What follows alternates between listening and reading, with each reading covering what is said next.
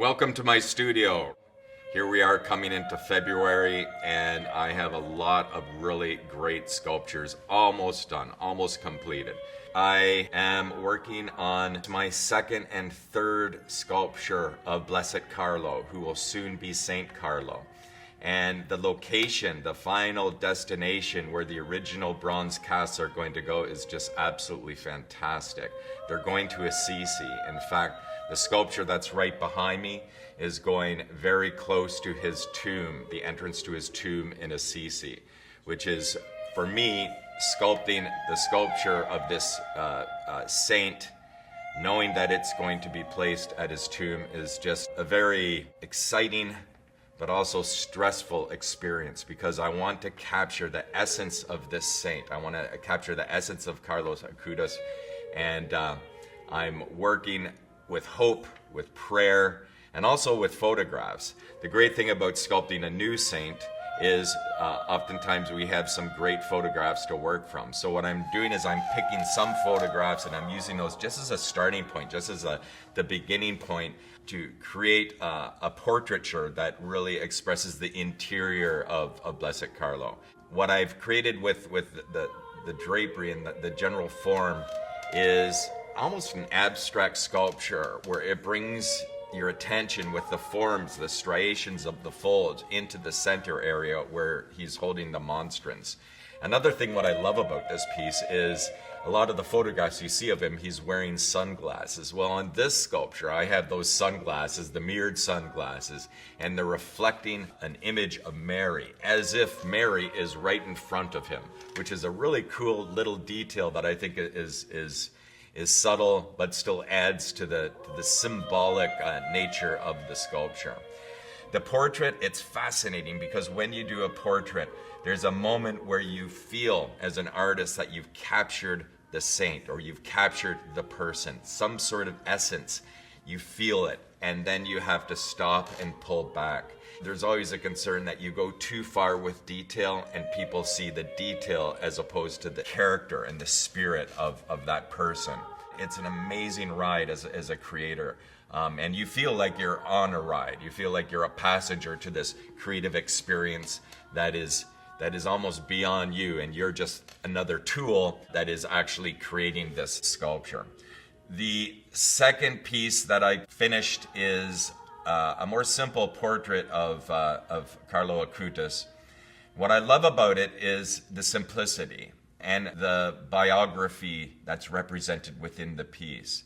Where the heart of Carlo Acutis is, you have the crucified Christ with these absolutely amazing dynamic rays that are just emanating from this crucifixion scene.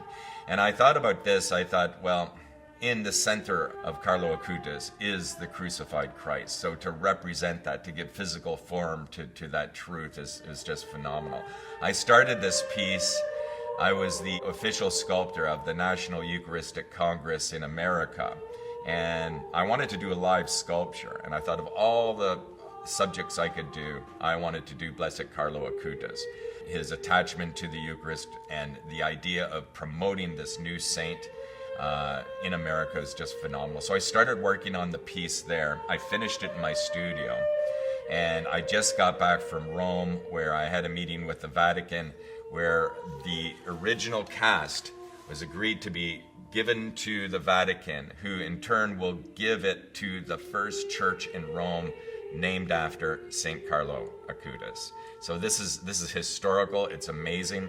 The one sculpture is going to his tomb in Assisi, the other sculpture is going to Rome. I'm very happy about that. The third sculpture is my favorite saint. This is Saint Padre Pio. And like Saint Carlo Acutis, I've done many different representations of this saint. I've had him smashing the face of a demon. I've had him at a confessional. And now I have him actually in a relationship with Mary. And so this is really decent. Here you got the excitement with the rays. You have almost a very prayerful sculpture. What I want to see when this piece is done is the lighting is going to be so exciting, because the lighting will bring those rays, those striations alive. And so right now I'm working on the final details of the Mary and the baby Christ. But I love the feeling. I love the innocence and the expression of the Mary. I love the intensity of Padre Pio. And whenever you sculpt Padre Pio, you have to make him intense. Just like Carlo Acutis is going to be placed at a very historical spot, this sculpture of St. Padre Pio is actually going to be placed inside St. Anne Church in his hometown where he was baptized. It's actually going to be installed on a base at the front near the altar, and it's just for me to know that this sculpture of St. Padre Pio is going to be where he was, where he lived, and where he was actually baptized. In fact, he was an altar boy in this church. Is just absolutely amazing. For me, it heightens my experience about sculpting it. It puts the pressure on, and I like that pressure. A busy time in my studio right now, and what I love about this is just like there's new saints being born in the world, there's new sculptures being born, and I'm a part of it, and I love it. Thanks.